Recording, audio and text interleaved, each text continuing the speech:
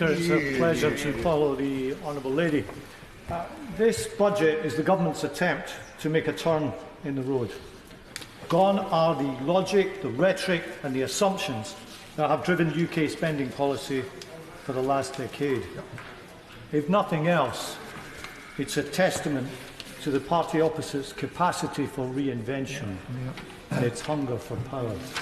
And for the avoidance of doubt, Mr Deputy Speaker, that is not an insult.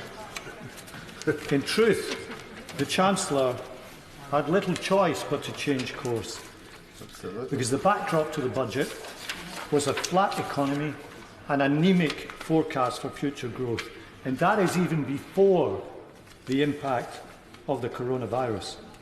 Growth estimates down this year to just a little over 1%, around 7% over the next 5 years. Growth that week is not a matter of levelling up, but levelling down. Weak economic growth, leaving no alternative but to fund the spending plans largely by borrowing money in a way that the Conservative Party has for years derided as irresponsible and reckless. Then add the impact of the Brexit path that the government has chosen, the defining decision that now dare not speak its name. But if the line's gone out from number 10 not to talk about it, then the OBR didn't get the memo, because it's in there in black and white. And they estimate a potential loss of GDP of 4% over the next 15 years. Lost output, lost income, lost tax revenue. And the Secretary of State claimed in his remarks that this was the most business-friendly government ever.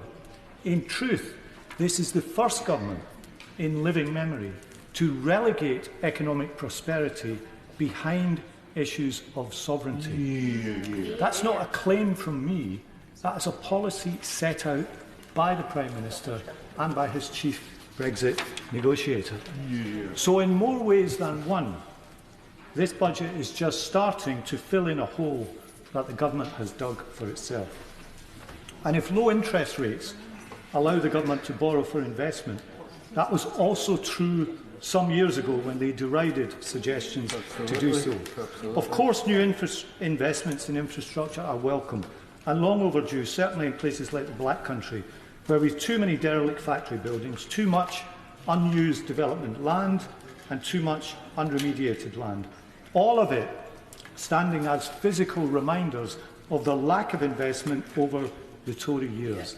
But simply calling yourself a new government cannot disguise the fact that the government is amending an investment shortage which it decided on in the first place. As I said, just starting to fill a hole that they dug themselves.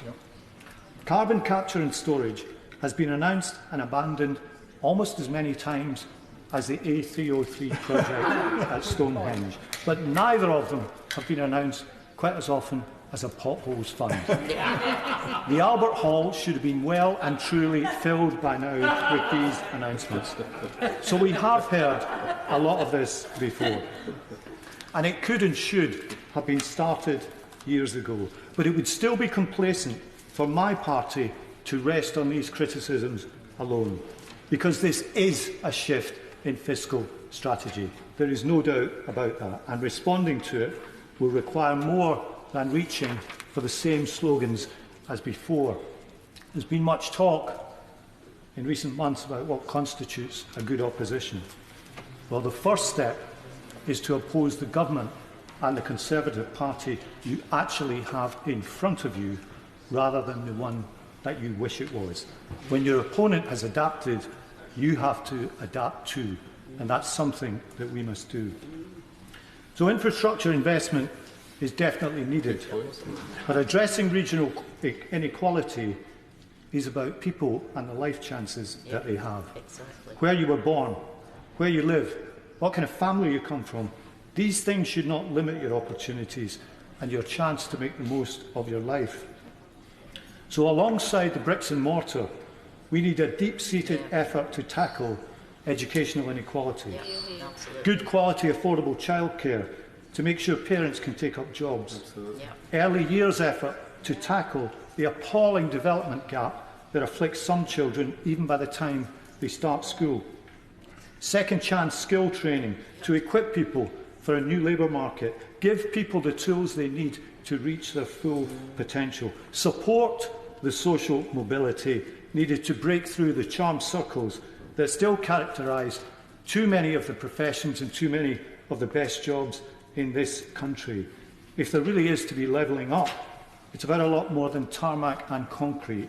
It's about people's lives and the chances that they have. Now, the coronavirus response that we have, we are still in the early stages of this, and no one can be sure about its health or economic impact. And there will be broad cross-party support for the measures announced by the Chancellor yesterday.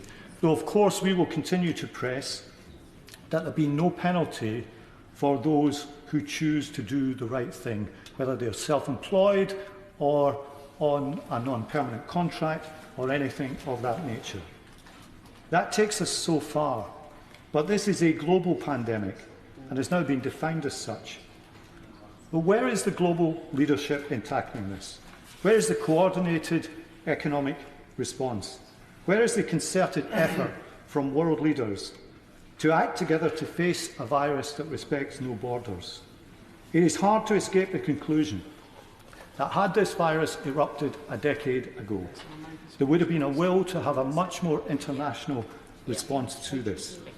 But with this generation of leaders, with nationalism on the rise, with international institutions and actions having been so disparaged and derided, that will has so far not been there. It is not too late. We could lead and call for this effort, and if we don't, we will have to hope that the retreat into national responses does not cost us dearly.